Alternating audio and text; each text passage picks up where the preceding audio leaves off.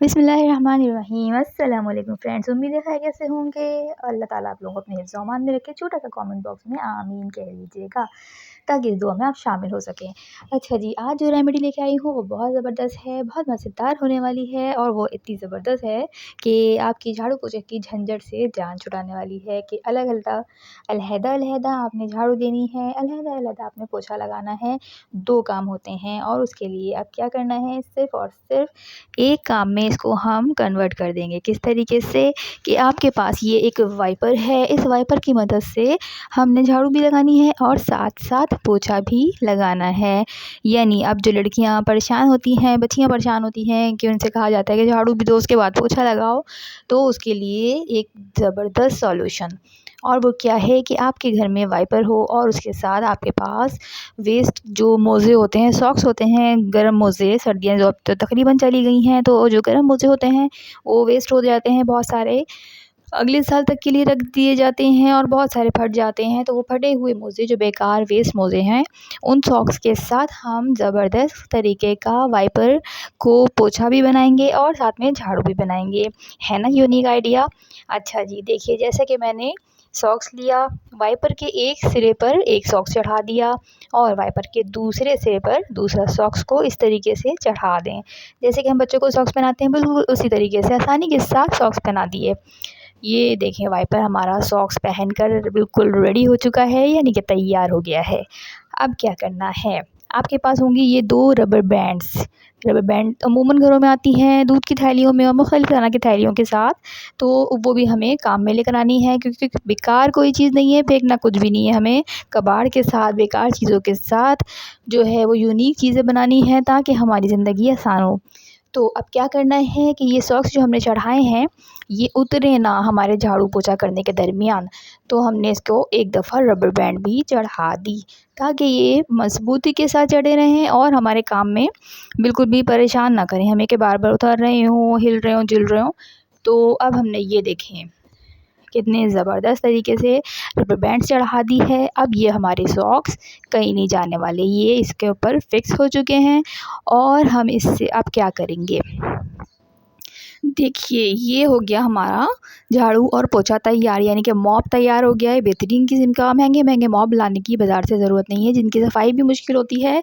अब हमने क्या करना है, देखें जैसे कि आपने ये वाइपर लिया और आपने जिस हिस्से को भी झाड़ू देनी है, पोछा लगाना है, मेरे पास तो अभी इतनी जगह गंदी नहीं है, लेकिन अगर आपके घर में जो भी जहाँ भी गंदगी है, जो जगह गंदी है उसको साफ़ करना ज़रूरी है। तो क्या करना है कि इसको गीला किया आपने, नलके से टैप वाटर डाल के इसको गीला कर लें या फिर बाल्टी में गीला कर लें, जैसे भी चाहें, आसानी के साथ ये गीला हो जाता है। और उसके बाद ये देखें, जैसे मैंने अभी थोड़ा-सा कचरा डाल के दिखाया है कि हम इसको, ये देखें कितनी आसानी के साथ ये कचरा रिमूव हो रहा है। और अगर हम इसको गीला कर लेंगे तो साथ-साथ झाड़ू भी हो जाएगी और पोछा भी लगता चला जाएगा। अच्छा जी, अब इसके बाद बारी आ जाती है दीवारों की सफाई की। दीवारों की सफाई के लिए भी हमें बड़ी मुश्किलें होती हैं। ऊपर ऊँची जगहों पे हमारा हाथ नहीं जा रहा होता, तो हम कभी स्टूल का सहारा लेते हैं, कभी किसी और चीज़ का सहारा लेके उस पे खड़े होकर सफाई करते हैं।